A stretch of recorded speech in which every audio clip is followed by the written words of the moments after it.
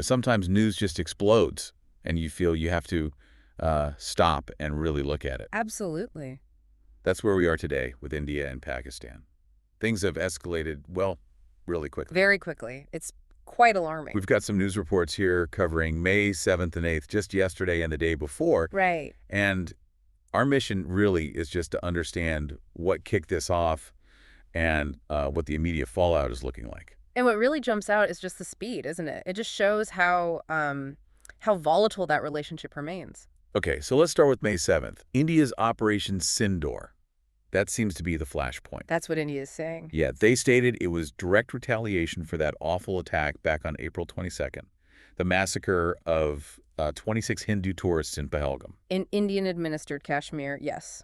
That's the stated reason. In this operation, India said it hit 9 locations. 9 locations, that's right, across the border in Pakistan and Pakistan-administered Kashmir. Their justification was hitting terrorist infrastructure, stuff linked to the Pahalgam attackers.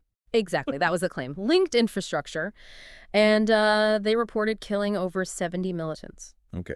And they were clear. They said no civilian areas were targeted. That was India's assertion, yes. Very specific about that. But then you look at Pakistan's response.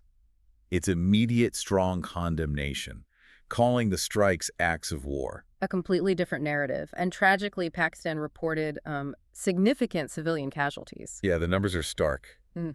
At least 31 civilians dead, including children, apparently, and many injured. It's a stark contrast, and you can see why tensions spike. These conflicting accounts are really central to the escalation. And Pakistan also made a pretty big claim, shooting down 5 Indian jets. That's the claim. 5 fighter jets downed. If that's confirmed, it's a major, major development.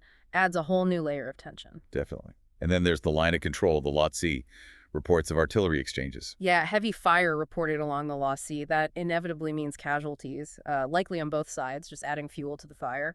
And the rhetoric from Pakistan, vowing to avenge every drop of blood lost. That sounds, well, ominous. It does. That kind of language, plus boosting military readiness, Yeah. it seriously increases the risk of, miscalculation or worse. Understandably, the rest of the world is watching closely. We're seeing calls for everyone to just calm down. Yes, several major powers, the U.S., the U.K., China, Iran as well, all urging de-escalation. President Trump even offered to mediate. He did, which shows how seriously this is being taken internationally. The potential for this to spiral is recognized globally. And Iran's involvement. Yeah. The foreign minister visiting both capitals. Right, Abbas Araki going to New Delhi and Islamabad, highlighting the potential catastrophic consequences. It shows the regional concern is high, too.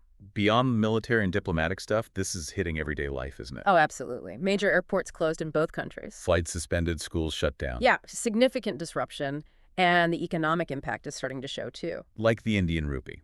I saw it drop past 85 to the dollar. It did. Prompted the Reserve Bank of India to step in.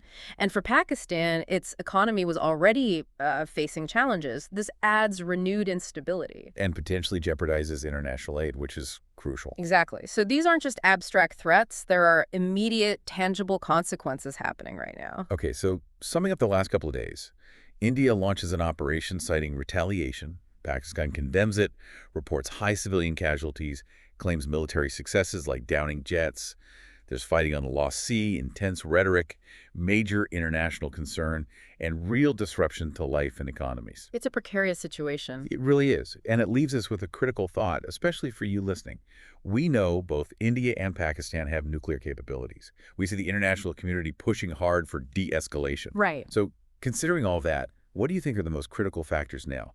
What will decide if this crisis cools down or boils over? And how much does the long, complicated history between them play into what's happening right now and where it might go next?